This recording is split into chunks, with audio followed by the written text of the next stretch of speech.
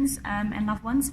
It's a really good way to kind of see what people are up to, what they're doing. So yeah, I think that's kind of what social media is to me, just a way to kind of connect with my friends.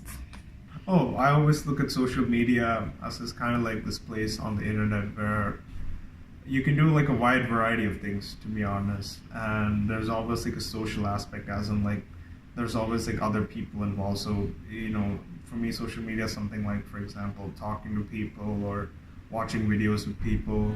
Yeah. Down to Tanzania, all the way to Australia, all over America. At least for a day, I would say at most probably like 30 minutes just to glance at my phone and check out what's going on in social media. Usually the apps that I use are Instagram and Facebook. I'm assuming YouTube counts as social media, so usually like when I'm free, I sometimes watch videos on YouTube, and that'll probably be like an hour or something. One type of content I like seeing is like content related to the arts, like about any paintings or drawings or comics or movies or TV shows or literature. I kind of like stuff like that. I also like food videos because you kind of get a lot of recipes in mind, and you can kind of like learn to use them in your cooking. Yeah, that's about it. And memes. I love memes. Gotta love memes. Thanks to social media, memes are like more widespread now. I think I tend to use Instagram the most, and that's because I'm a very, I think, visual person. So I enjoy looking at pictures. I would say I use it for about maybe 15 minutes every day. I'm really cautious of not spending too much time on Instagram and kind of going down a rabbit hole. So I just do a quick scroll of like my time limit, and that's it. From time to time, I do use Facebook, but the Messenger app, because it's a great way in which a lot of friends tend to communicate with me.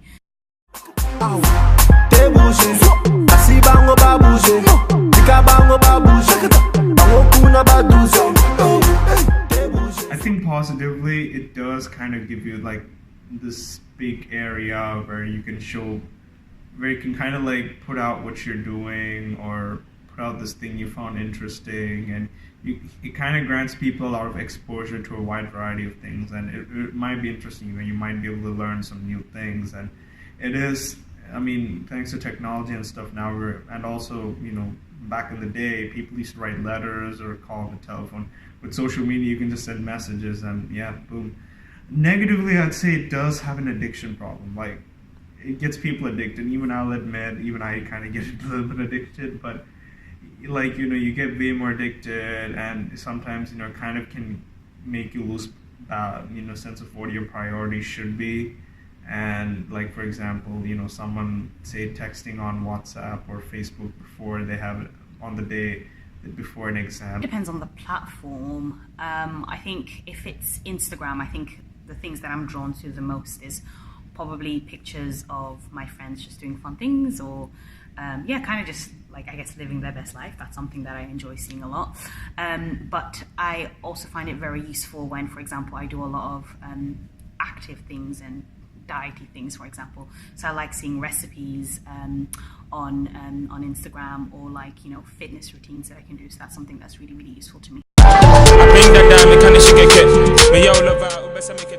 I think positively it does kind of give you like this big area where you can kind of like put out what you're doing or put out this thing you found interesting, and it kind of grants people a lot of exposure to a wide variety of things, and it might be interesting. You might be able to learn some new things, and it is. I mean, thanks to technology and stuff now, and also back in the day, people used to write letters or call on the telephone.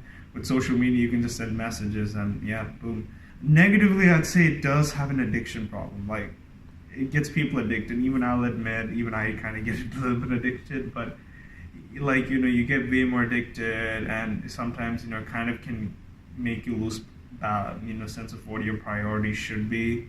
And like, for example, someone say texting on WhatsApp or Facebook before they have it on the day before an exam, they have can be quite obvious in the sense that it can be very, very addictive, regardless of whether the platform is supposed to be productive or not. Like LinkedIn, I guess overall is supposed to be a really great like social media app to kind of connect on a professional basis or professional level, but it can still get quite addicting in the sense that, you know, you can be scrolling down your timeline for hours and actually you're not necessarily doing anything productive, you're just kind of looking at things.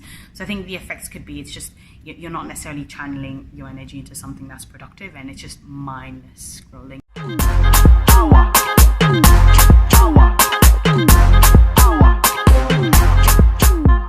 mean, I like to think that, you know, with the way technology is changing, it's a very generic phrase, I'll admit, but I think with how things are changing right now, I think we're going to see more social media. I think we might see a bigger social media landscape, and I kind of get the feeling that we might see it in ways that we've never seen before, like maybe holograms or, you know, touchscreen technology that you can just get out with just a finger or just a few sick command prompts.